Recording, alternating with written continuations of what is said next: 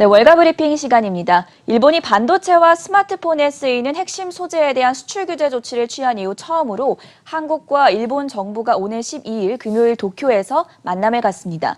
성윤모 산업통상자원부 장관은 어제 가진 브리핑에서 오늘 12일 도쿄에서 이번 사안을 논의하기 위한 실무급 양자 협의를 진행한다고 밝혔습니다. 정부는 일본과의 양자 협의와는 별도로 국제 무대에서도 일본의 수출 규제 부당성에 대해 적극적으로 알리고 또 반박할 예정인데요.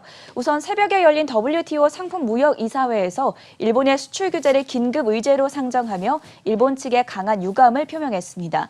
이와 더불어 오늘은 미국과 이번 사안에 대해서 논의하고 또 협조를 당부할 계획입니다. 일본 정부는 어제 한국에 대한 수출 규제 문제를 협의하자는 문재인 대통령의 요구를 단칼에 거부했습니다. 양국의 갈등이 강대강으로 치닫고 있는 상황이죠. 마이니치 신문 현재 보도를 살펴보시면요. 일본 정부는 문재인 대통령의 발언에 대해서 협의의 대상이 아니다. 수출 규제 철회는 생각하지 않는다라고 강조했습니다.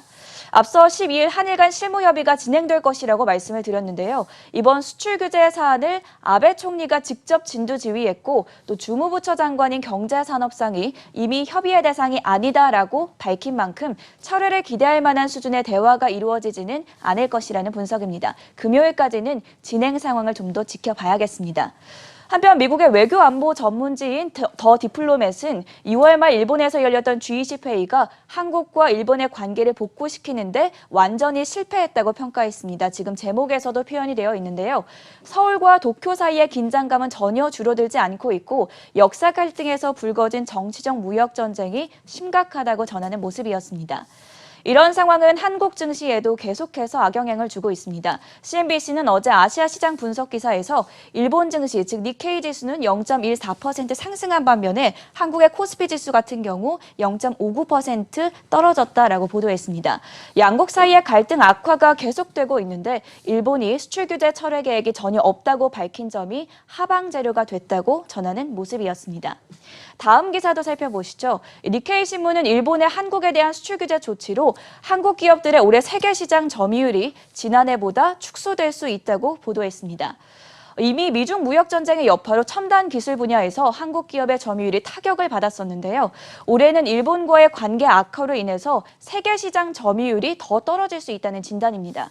신문은 삼성이 2017년 미국 인텔로부터 반도체 세계 1위를 빼앗아 왔지만 2019년인 올해에는 인텔에게 다시 선두 자리를 빼앗길 수도 있다라고 전하는 모습이었습니다.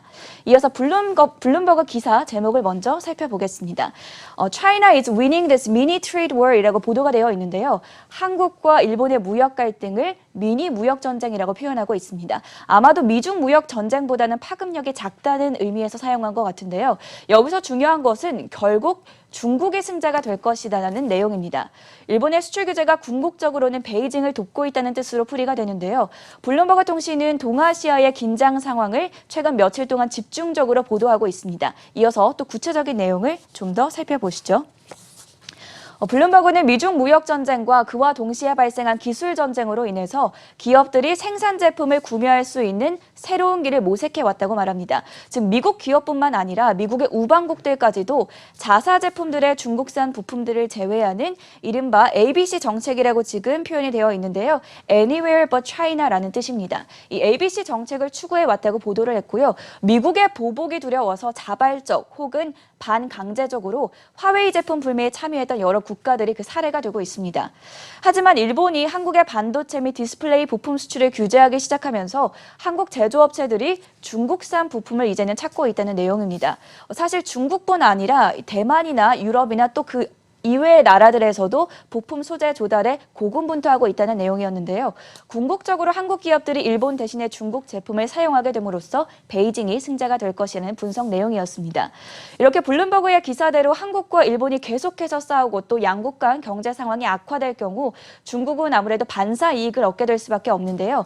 최근 미중 무역 전쟁과 홍콩 등 내정 문제로 곤란해하는 시진핑 주석 아마 지금쯤 회심의 미소를 짓고 있을지도 모르겠습니다. 지금까지 한국과 일본의 무역 갈등 상황에 대한 외신 브리핑 전해드렸습니다.